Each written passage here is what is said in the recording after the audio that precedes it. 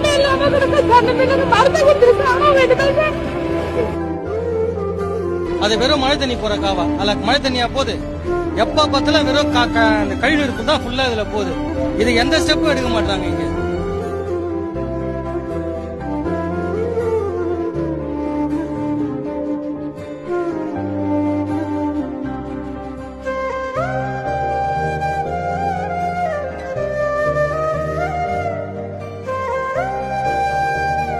இந்த அரசாங்கம் வந்துச்சுன்னா நாங்க எங்களுக்கு எல்லாம் வாழ்க்கையில வாழ்க்கைதார உயரும்னு எவ்வளவு ஆசைப்பட்டோம், நம்பிக்கையா இருந்தோம். இப்ப எங்க எல்லாருமே தனியாருன்னு சொன்னா இத்தனை வருஷம் சேர்ந்து நாங்க உழைச்சதுக்கு என்ன ஆகும் பலன்?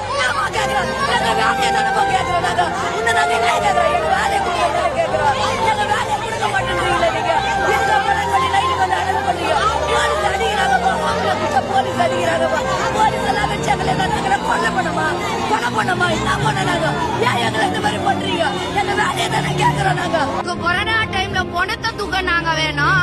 நான் ஏசி ரூம்ல ஏசி கார்ல ஒண்ணு கேவ்ல இருக்கும் போது வீல கைய வச்சாதான் நாங்க சோத்துல கைய வைக்க முடியும். எங்களுக்கு எப்படி இருக்கும்? போட்டு வேணும். நான் உங்களுடன் முதல்வர்னு வந்து எட்டி பாத்துறாத. இந்த மக்கள் தொடப்ப கட்டைய வந்து ரோட கூட்டுறதுக்கு மட்டும் முடிக்க மாட்டாங்க. நம்ம காசுக்காக ஆரம்பிக்கல, இல்லாத ஏழை ஜனங்க வந்து சாப்பிடணும், அதுக்கு 5 ரூபாய் 10 ரூபாய் வருமானம் தான் ஆரம்பிச்சாங்க. இப்ப நாங்க தேடி போறது அம்மா ஹோட்டலா தான் இருக்கும். அவங்க அம்மா இல்லனாலும் அவங்க கண்டிப்பா வந்து இருந்திருந்தாங்கன்னா இதை க்ளோஸ் பண்ண விட்டுருக்க மாட்டாங்க.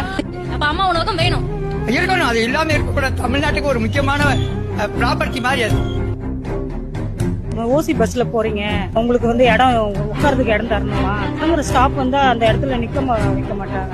இருங்க, ஓசில தானே போறீங்க, கொஞ்சம் நடந்து போக கூடாதா அப்படின்லாம் கேக்குறாங்க. அது வந்து கொஞ்சம் தொடக்கருவா தான் பேசுறாங்க. கண்டிப்பா ஓசில தானே போறீங்க, நடந்து போனாங்கன்னா உட்காந்து தானே வந்தீங்க அப்படி. இந்த முட்டா ஜனங்க கலாம் வந்தா மாறிடும், கெஜ்ரிவால் வந்தா மாறிடும் நம்பிக்கையில வாழ்க்கையை விட்டுட்டு இருப்பாங்க. யார் வந்தாலும் நாம மாறினா தான் எல்லாமே மாறணும்னு புரிஞ்சுக்கிறதுக்கு இன்னும் 100 வருஷம் ஆகும். அதுக்குள்ள இவங்களை வச்சு என்னென்ன செய்யணுமோ அதை செஞ்சுட்டு போயிட்டே இருக்கும்.